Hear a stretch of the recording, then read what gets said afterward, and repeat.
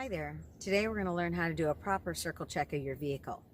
The reason you want to learn how to do a proper circle check on your vehicle is because this is what keeps your vehicle safe on the road, making sure that everything is in good working condition. We're going to start off first by looking at the body of the car. What you're looking for is any new damage that might have happened while you were away from the vehicle. The importance of this is if somebody's driven into your car, that damage can be reported to your insurance company right away. While we're standing at the door, we're going to take a look at a key piece of information that the manufacturer has installed. On your vehicle, most people think that they need to check the tire in order to see how much air they need inside their tires at any given time. What you don't realize is that your tire is made for hundreds of makes and models, not your vehicle in particular. So the manufacturer has installed a information guide on the inside of the tire here that has the name of your tires as well as how much air pressure is required. In that, it'll tell you how much the max and the min air is. The maximum air you'll want in your tire in the winter, but in the summertime you don't want maximum air because hot air expands, and what will happen is your tires will overinflate. The problem with your tires overinflating is that instead of your tires resting flat on the ground, the sides of your tire will curl up. The bad part of that is that you no longer have full contact of your tires on the road. Most people are unaware that at any given time, only a hand-sized tire patch of tread is touching the ground. If you've overinflated your tires, you've gone from a hand size to that much. So if you have 4 overinflated tires, you're going to have 4 very small contact patches touching the ground. And if you live like I do in the lower mainland where it rains all the time, this could be quite dangerous. So now let's go to the tire.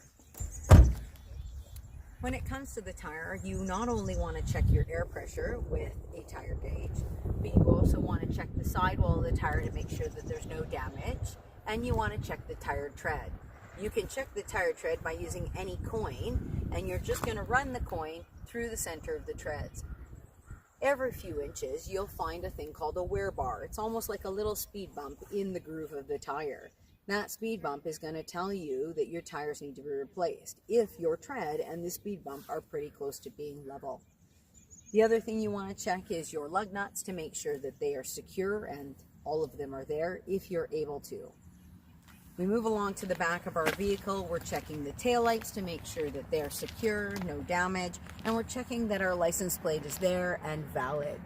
You'd be amazed on how many people, my friends included, have been given a ticket for driving with an expired insurance because they weren't aware of when it actually expired.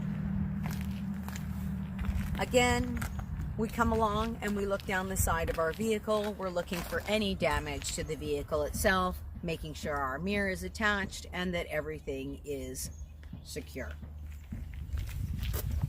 We have 2 tires on the vehicle. We're going to check the same thing on both of these tires that we checked on the first one, and then we come around to the front of the vehicle.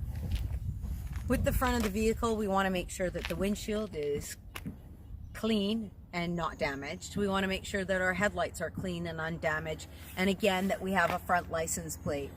In BC, you are required to have a front license plate, and if you do not, you risk getting a fine from the police. As we come along to this side, we have our final tire, checking the same things that we checked on the first tire, and then we're going inside the vehicle.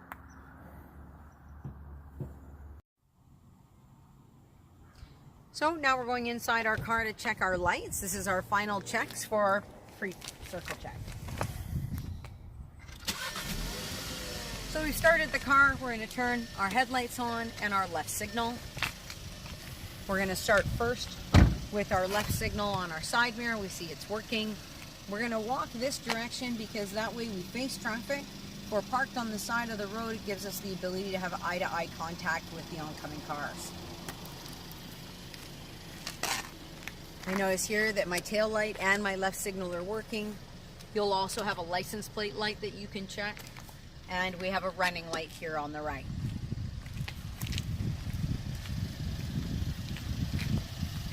We have our side light here, which is in good working condition, as well as our headlight and fog light. And on this side, we've got our headlight as well as our left-hand signal. So now we're going to go inside the car. And I'm going to turn on my high beams and my right signal.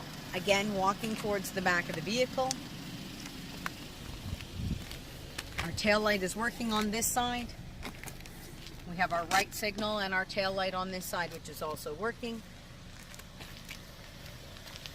We have our right signal on our side mirror, which is working. And our right signal on the front of the car, which is working. We have two final lights to check. That is our brake light and our reverse lights. If you're like me and you are by yourself most of the time, the easiest way to do this is find a storefront that you can park in front of. Just back into the parking stall, look in the rearview mirror, and you'll see the reflection of the brake lights as well as your reverse lights. Do not put your car in reverse and get out to check them. If your parking brake is not all that secure, your car could move on you and that would be dangerous. This concludes our circle check today. In our next lesson, we're going to talk about pre-trip, which includes going underneath the hood of the car. For the circle check, it is recommended that you do this before you get into the car every day.